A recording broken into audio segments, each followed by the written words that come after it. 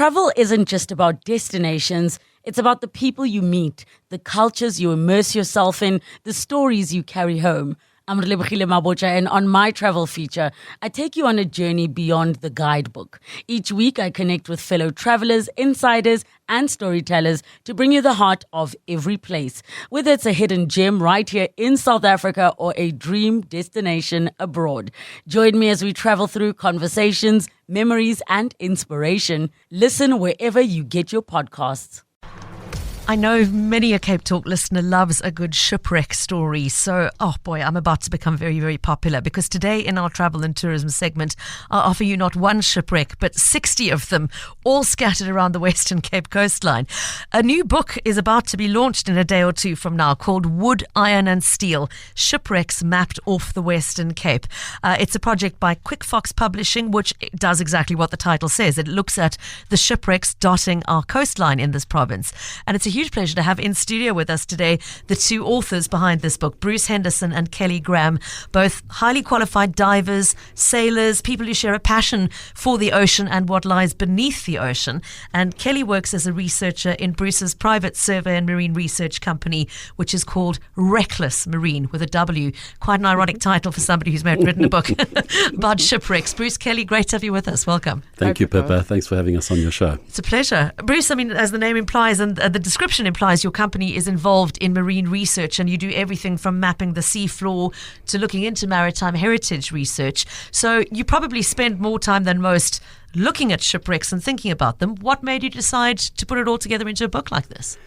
Pippa, I've always really enjoyed diving on the wrecks and been fairly familiar with a number of them. And 3 years ago, I retired from a job in the food industry and really undertook this marine work on a full-time basis. And our first project was a systematic mapping of the sea floor around the Western Cape. Okay. And we mapped in fantastic detail the wrecks that we knew, and we came across a number of wrecks that we didn't know, and we didn't know that they were there. So we started researching what they were, and before we knew it, we were accumulating a really meaningful database on shipwrecks. So we were looking for a format through which we could share this information with the broader public, and we came up with the concept of this book. So you discovered wrecks that nobody knew was there. Do we have any idea of how many are reported to or purported to be out there? Because obviously we have historical records of ships going down, but if nobody's ever found the wreck, how much do we know? Yeah. What's the figure sitting at? No, I think that the records are very good in terms of what has sunk in the area. It's a question of where those wrecks are. So there's a number of very important historic wrecks that we know very well where they went down, more or less, but they've never been found. Like the heart of it, yeah. Exactly. And so it was a question of finding wrecks that would have been recorded historically, but then matching wrecks with names and vessels. And that's really where Kelly came into a great extent, doing all the research on vessels where they could potentially be, and then a great job of diving and matching and trying to figure out what was what. I mean, it's the great marine treasure hunt of all treasure hunts, Kelly. Absolutely fantastic.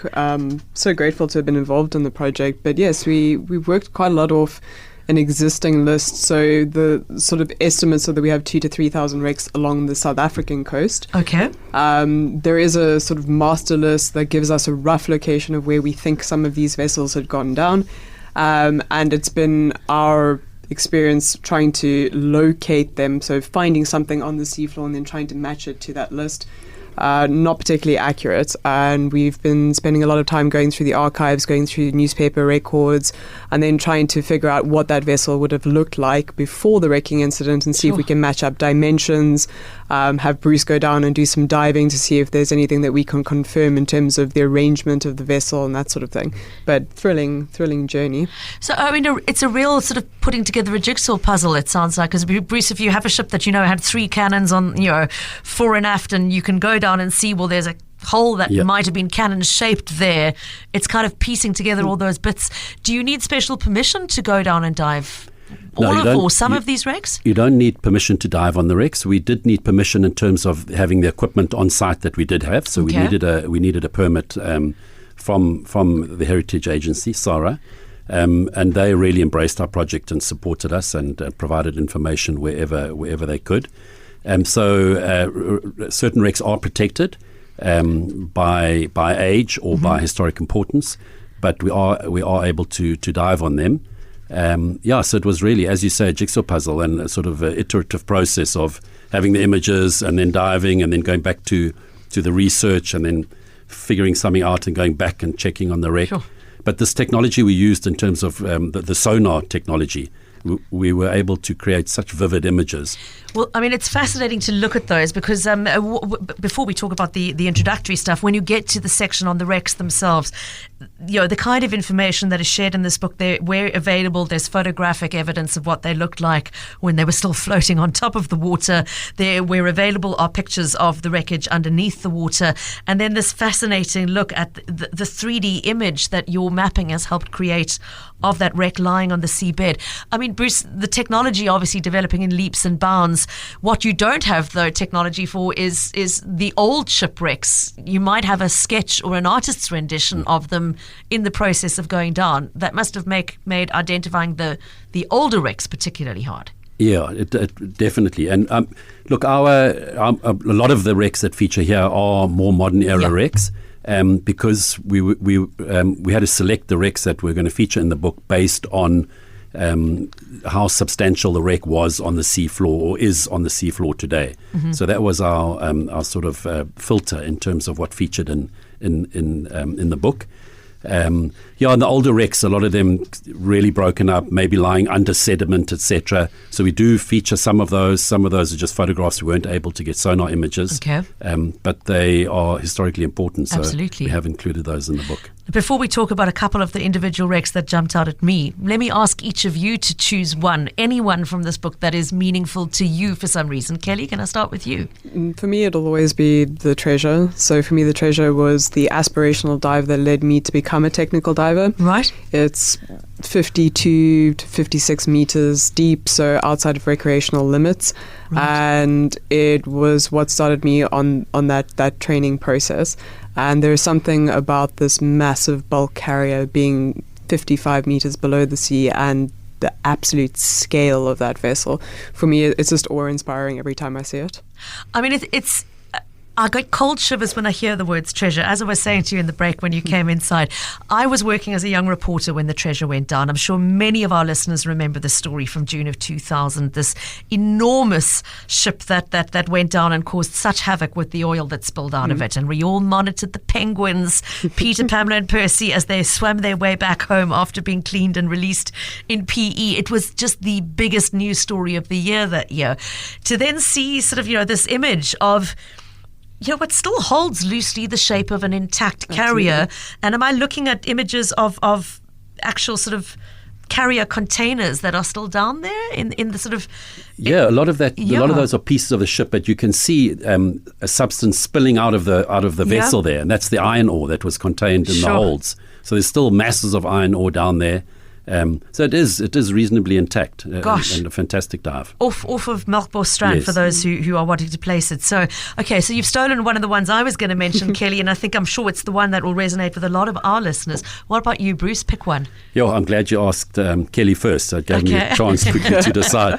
But probably the T.S. McEwen, which was a wonderfully well-known steam tug, very famous in Cape Town. And really had tremendous service here, not just as a port tug, but also as in salvage and rescue work along the coast. She was fondly known as Smoky Sue because coal-fired and with 4 big boilers. And although she was scuttled at the end of her useful life, the position wasn't well recorded. And so we searched that area southwest of Robben Island, and we couldn't find the wreck. And we were really keen to include this one. So we extended our search area, and eventually I went back to the data and scrutinized the original data we had, and sure enough, there was the wreck hidden in amongst the reef. Then we had to dive. It's a deep one. She's at 82 meters to dive down there and identify her. So it was quite thrilling when we went on, and clearly it was the T.S. McEwen. So she's Quite probably a thrill to realise you were right on that, Kate.